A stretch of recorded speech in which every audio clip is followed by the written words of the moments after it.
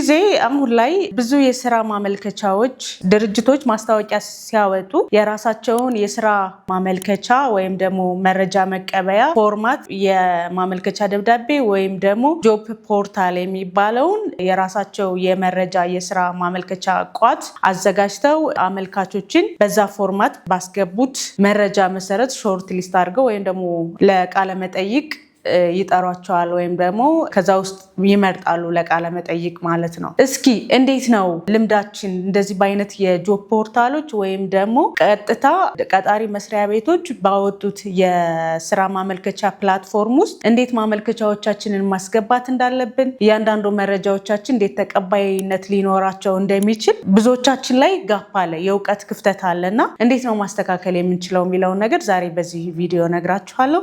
ሰላም ቴንሽ ነኝ ከኤችአር ኢንሳይት ዩቲዩብ ቻናል። ብዙ ድርጅቶች አሁን ላይ ከዚህ ጊዜ ቀደም ብሎ ብዙዎቹ ዓለም አቀፍ የእርዳታ ሰጪ ድርጅቶች እንደዚህ አይነት የስራ ማመልከቻ ፖርታሎችም ወይም ደግሞ የራሳቸው የሆኑ ዌብሳይቶችን ይጠቀሙ ነበር። አሁን ላይ ግን አብዛኛው በሚባል ደረጃ አትራፊ የሆነ ድርጅት በሙሉ ማለት ይቻላል ትላልቅ የሚባሉ አትራፊ ድርጅቶችም ቢዝነስ ኮርፖሬቶች እንዲሁም የመንግስት የሆኑ ትላልቅ የገንዘብ ወይም ደግሞ ቢዝነስ ላይ ትርፍ የተሰማሩ የመንግስት ድርጅቶችም ይህንን ፕላትፎርም ወይም ደግሞ የዌብሳይት የጆብ ፖርታል ይጠቀማሉ ማለት ነው። እዚህ ጋር በጣም ብዙ ነገሩን ችግሮቻቸውን ለማቅለል የማመልከቻ ክፍተቱን የሲቪ ጋፑን ለመሙላት አስበው ብዙ ጊዜ ከሚልኩት ሰዎች ውስጥ ብዙዎቹ ፊት ስለማናረግ አፕሊኬሽን ወይም ማመልከቻ ደብዳቤያችንን ሲቪያችንን በአግባቡ ስለማናዘጋጅ ያንን ችግር ይቀርፋል ብለው አስበው የሚፈልጉትን መረጃ ባጭሩ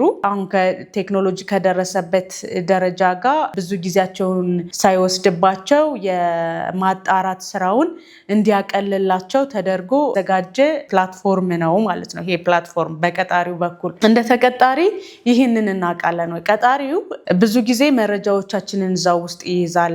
ሲቪያችን ይኖረዋል፣ ያመለከትንበት የስራ መደቦች 1 2 3 4 ቦታን ብናመለክት ያየዋል። ያንን ነገርም ኢቫሉዌት ያደርጋል ማለት ነው። ስለዚህ ብዙ ጊዜ ሬጅስተር አድርገን ወይም ደግሞ ተመዝግበን እዛ ድርጅት ውስጥ መረጃችን ተካቶልን ይቀመጣል ማለት ነው እና የስራ ዝርዝርም ያወጡና ከዛ የስራ ዝርዝር ጋር ብዙ ጊዜ የሚወጡ ማስታወቂያዎች ላይ በጣም ብዙ አመልካች ሲኖር ራሱ ፖርታሉ የስራ ማመልከቻ ቋታቸው ፊልተር ያደርግላቸዋል። ባወጡት የስራ ዝርዝር መሰረት ባወጡት የትምህርት ዝግጅት ባወጡት የክህሎት የሚፈልጉት ክህሎቶች መሰረት አብዛኛውን ስራ የማጣሪያ ስራ ራሱ ፕላትፎርሙ ቴክኖሎጂ በደረሰበት ደረጃ የደረሰ ቴክኖሎጂ ስለሆነ አጣርቶ ወደሚፈልጉት እያስጠጋቸው ትንሽ የሂውማን ሪሶርስ ዲማንድ ያደርጋል። በአብዛኛውን ግን ያው ራሱ ይጨርስላቸዋል ማለት ነው። ለዛ ነው ይሄን ፕላትፎርም ብዙዎቹ የመጠቀምና ወደ ድርጅታቸው የማስመጣት ወደ ሲስተማቸው ውስጥ የማስጀመር ስራዎችን ያከናወኑት ማለት ነው። ስለዚህ እንደዚህ አይነት ጆብ ፖርታሎች ወይም ደግሞ የማመልከቻ የዌብሳይቶች ላይ ስናመለክት ከኛ ምን ይጠበቅብናል? አንደኛ እዛ ማመልከቻ ላይ ያወጡትን የስራ ዝርዝር ማየት ይኖርብናል። በደንብ ማጥናት፣ በደንብ ማንበብ ይኖርብናል። በዛ መሰረት ሲቪያችንን ማስተካከል ይኖርብናል። ምክንያቱም ሲቪውን አታች እናደርገዋለን እንጂ ብዙ መረጃውን እዛ ላይ ከምንሞላው ዳታ ላይ ወይም መረጃ ላይ ነው መጀመሪያ የሚወስዱት ማለት ነው። እዛ የምንሞላውን መረጃ አይተው ነው ወደ ሲቪያችን የሚሄዱት ወይም ደግሞ ወደ ቃለ መጠይቅ ለመጥራት የሚያስቡን እኛን ማለት ነው። ስለዚህ የሚወጣው ፎርማት ድርጅቱ በሚፈልገው መልኩ ብዙ ጊዜ ኮመን የሆኑ ነገሮች አሉት። አንዳንድ ድርጅት ላይ ደግሞ የራሱን እሱ ከዛ ያ ሰው ሲመጣ ምን ሊሰራ ይችላል ወይስ ያን ሰው ምን አይነት ነው የሚለውን ለመመዘን ያክል የራሱን ነገሮች በጣም በወሳኝነት ወይም በጣም እዚህ ቦታ ላይ መረጃውን ፈልጋለሁ የሚሉ ነገሮችን ያካትታሉ ማለት ነው። መጀመሪያ ላይ ፖርታሉ ላይ ሬጅስተር አድርገን ሎጊን አድርገን ነው የምንገባው። ሬጅስተር ማድረግ አለብን። ሬጅስተር ለማድረግ ኢሜል ሊኖረን ይገባል፣ ፓስዋርድ ሊኖረን ይገባል። ያንን ከሌለን ክሬት እናደርጋለን። ኢሜል ክሬት እናደርጋለን ከፓስዋርዱ ጋር ማለት ነው። ክሬት ካደረግን በኋላ ወደ ፕላትፎርማቸው ሄደን አፕላይ የሚለው ጋር ተጭነን አፕላይ ስንል ሰነዳቸውን ያመጣል። የእነሱን ሰነድ ልናመለክትበት ያዘጋጁት ሰነድ ላይ ይወስደናል ማለት ነው። እነሱ ከላይ ምን ብለው ያስቀምጣሉ? አብዛኛዎቹ የተለመዱትን ነው የምነግራቸው። አንዳንዶቹ ላይ ወጣ ያለ ሊኖር ይችላል። ከላይ ኢሜል አድሬስ ወይም ደግሞ የኢሜል አድራሻችንን ይጠይቃሉ። ከዛ ቀጥሎ ስማችንን፣ ስም እስከናያት፣ እድሜያችን ስንት እንደሆነ፣ ስልክ ቁጥራችን፣ አድራሻችን፣ በዛ ወቅት ላይ የት ነው የምንኖረው የሚለውን ነገር ይጠይቀናል ማለት። ያን ሁላ በደንብ በስርዓት እየሞላን አክሰፕት አድርጎታል፣ ትክክለኛ መረጃ ነው እያልን ዞር እያልን እያሳለፍን መሙላትና ትክክለኛ ልንሞላ የፈለግነውን ነገር ነው ወይ የሚለውን ማየት ይኖርብናል። አንዳንድ ጊዜ ቀናቶቹ የሚያስሞሉን ቀናቶች አሁን ለምሳሌ ትውልድ ቀን ስንሞላ አውቶማቲክ ቀናቶች ናቸው። እኛ የምንጽፈው ሳይሆን የምንፈልገውን ነገር መርጠን ሄደን ማንፈልገው ቀን ላይ አርፎብን ሊሆን ይችላል እና ዞር ብለን አይተን ያንን በዛ መልኩ ማስተካከል። ከዛ የት ካምፓኒ ነው አሁን ላይ የምትሰሩት ብሎ ይጠይቀናል። ካምፓኒውን በምን የስራ መደብ ላይ ነው እየሰራችሁት ያላችሁት፣ እየሰራንበት ያለውን የስራ መደብ ከመቼ ጀምራችሁ ነው ያላችሁት እዛ ድርጅት ላይ፣ ስራ የጀመርንበትን ቀን እናስገባለታለን። ከረንትሊ እዛ መስሪያ ቤት ካለን አሁን ላይ እየሰራ ነው ምትል ቲክ የምናረጋት ነገር ብዙ ፕላትፎርም ላይ አለች። አሁን ላይ አክቲቭ ናችሁ ወይ እዛ መስሪያ ቤት እየሰራችሁ ነው ወይ የምትለን ነገር ያስመርጠናል። መርጠን እንሄዳለን። እያልን በቅደም ተከተል ልክ ሲቪያችን ላይ ስንጽፈው እንደነበረው ያስሞላናል ማለት ነው። ከዛ ወደ ትምህርት ማስረጃችን ወይም የትምህርት ደረጃችን ላይ እንደርሳለን። ምን ተማራችሁ፣ ምንድነው ኤምኤ፣ ቢኤ ሴሌክት የምታደርጓቸው ናቸው ብዙዎቹ እንደዚህ የትምህርት ደረጃችን ላይ ማለት ነው። ሰው እንመርጥለታለን። ምን ተማርን፣ ማኔጅመንት፣ አካውንቲንግ፣ ኢንጂነሪንግ ያስመርጠናል። ከነዛ ውስጥ እንመርጥለታለን። መቼ እስከ መቼ ተማርን፣ የት ዩኒቨርሲቲ ተማርን የሚለውን ነገር እዛው ጋር አንዳንዶቹ ዩኒቨርሲቲውን ያስመርጡናል፣ አንዳንዶቹ ግን እንድንጽፋቸው ማኑዋሊ ክፍት ይተዋቸዋል። በዛ ልክ መሙላት ይኖርብናል። ስኪል ይጠይቀናል ወይ ክህሎት ምንድነው ያላችሁ ክህሎት። እሱንም አንዳንድ ፕላትፎርሞች ላይ እነዚህን ክህሎቶች እንድንመርጥለት አውቶማቲካሊ ያስገቧቸው አሉ ማለት ነው። ስለዚህ እየመረጥን 1 2 3 4 5 በቃ ብዙ እኛ እንዳለን ሊያስመርጠን ይችላል። አንዳንዶቹ ውስን ሊሆን 2 3 ሊሆን ይችላሉ የሚያስመርጠን። የዚህ ጊዜ ግን እኛ መጠንቀቅ መቻል አለብን። በጣም አለን ወይም ደግሞ የዛ ስራ የወጣው ዝርዝር ላይ ምን አይነት ስኪል ይፈልጋሉ፣ የሚፈልጉት በዋናነት ምንድን ነው የሚሉትን ነገሮች ከነዛ ውስጥ መርጠን ፕራዮሪታይዝ አድርገን ሰተነው እነዛን ክህሎቶች መሙላት መቻል አለብን። የወሰድናቸው ስልጠናዎች ምን አሉ? ስልጠናዎች ወስደናል። ራሳችንን ለማብቃት አጫጭር የወሰድናቸውን ስልጠናዎች የት ወሰድን፣ ከመቼ እስከ መቼ ወሰድን።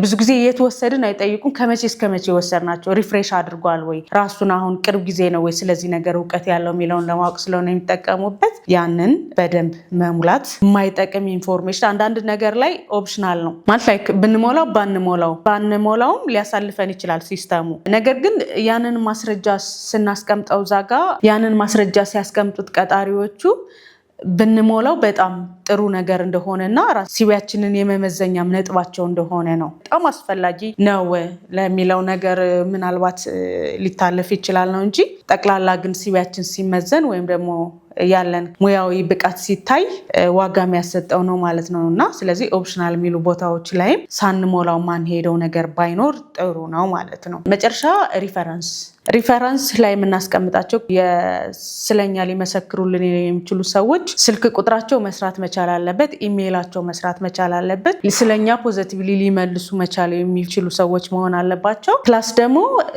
አክሰስ የሚያደርጉ ኢሜይል፣ ስልክ ቁጥር ስፔሻሊ ኢሜይልም አክሰስ ማድረግ የሚችሉ ሰዎች መሆን አለባቸው። ብዙ ጊዜ ብዙ ጥያቄ የሚጠየቀው በኢሜይል ነው። አሁን ኢሜይል በጣም ፕሮፌሽናል የኮሚኒኬሽን መንገድ ነው፣ መግባቢያ ነው። ይሄ በቀጣሪ ተቀጣሪ በኩል ያለ ኢንቫይሮንመንት ላይ ወይም የስራ ባህል ላይ የመጀመሪያ ቀድሞ ሰው የሚግባባው በኢሜይል ነው እና ሁሉም ሰው ኢሜይል አክቲቭ ሊሆን ይገባል። በዛ መሰረት የጠየቁንን በሙሉ በደንብ ካወጡት የስራ ዝርዝር ጋር እያየን በጥንቃቄ መሙላት መቻል አለብን። ትዕግስት ሊጠይቅ ይችላል። እንደዚህ አይነት የጆብ ፖርታሎች ላይ ማመልከቻ ስናስገባ አንዳንድ ነገር አላስፈላጊ መረጃ ስንሰጠው ቀይ አብርቶብን ላያሳልፈን ይችላል። ስለዚህ ቆም ብለን ባሰብ ለምንድነው ቀይ አበራው፣ ለምንድነው ላያሳልፈኝ የቻለው፣ ምን የተሳሳተ መረጃ። አሁን ለምሳሌ ወደኋላ መሙላት ያለብንን ቀን በዛ ቀን ላይ ብንሞላበት ላያሳልፈን ይችላል። እንዲህ አይነት ነገሮች እና እነዚህን በደንብ ትኩረት አድርጎ ማየትና በትዕግስት እያንዳንዱ ነገር ሞልቶ መጨረስ ነው ማመልከቻችንን ተቀባይነት እንዲኖረው የሚያደርጉት። አንዳንዶቹ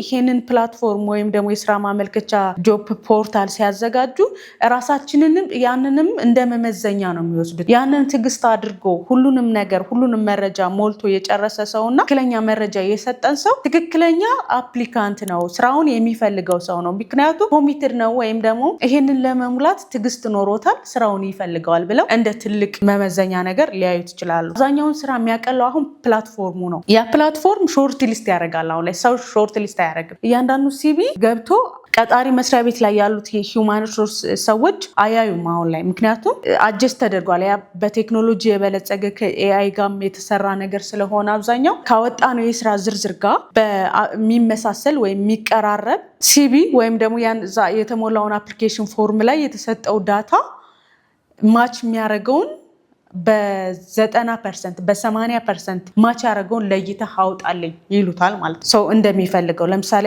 4 ሰው ቅጥር ብፈልግ 16 ሰው ሾርት ሊስት እንዲያደርግልኝ ብፈልግ ከ80 በላይ ያላቸውን 16 ሰዎች መርጠህ አምጣልኝ፣ ፕራዮሪታይዝ አድርገህ ከ100 እስከ 80 ድረስ በቅደም ተከተል አስቀምጠህ አምጣልኝ ልለው እችላለሁ። ስለዚህ ከላይ በስነ ስርዓት በትክክል ፎርማቸውን ሞልተው ከኛ ስራ ዝርዝር ጋር ቀጣሪው ካወጣው መስሪያ ቤት የስራ ዝርዝር ጋር ፊት ያደርጋሉ ብሎ የሚታሰቡትን 16 ቅድሚያ የመጀመሪያ የተቀመጡ ሰዎችን ሲስተሙ ፒክ ሊያደርግ ይችላል። ለዚህ ነው ፕላይ ስናደርግ በደንብ ወይም ትኩረት አድርገን ለምንሰጠው መረጃ መጠንቀቅ ያለብን። ምክንያቱም እዛ ላይ ያላችሁ የሞላችሁት መረጃ ነው የሚመዘነው። ማንም ሰው አብዛኛው ቀጣሪ ወይም ደግሞ ኤችአር ገብቶ ሲቪያችሁን እንደገና ከፍቶ አያይላችሁ። ሲቪያችሁ ተከፍቶ የሚታየው ጆብ ፖርታል ላይ ወይም ደግሞ እንደዚህ አይነት ፕላትፎርም ያላቸው ካምፓኒዎች ላይ ስታመለክቱ ለኢንተርቪው ሾርት ሊስት ከተደረጋችሁ በኋላ ነው። ያው እስኪ የሞላው ዳታ ከሰራው ዶክመንት ጋር ይመሳሰላል ወይ የሚለውን ነገር ለማወቅ ነው። ስለዚህ እነዚህ ጆብ ፖርታል ላይ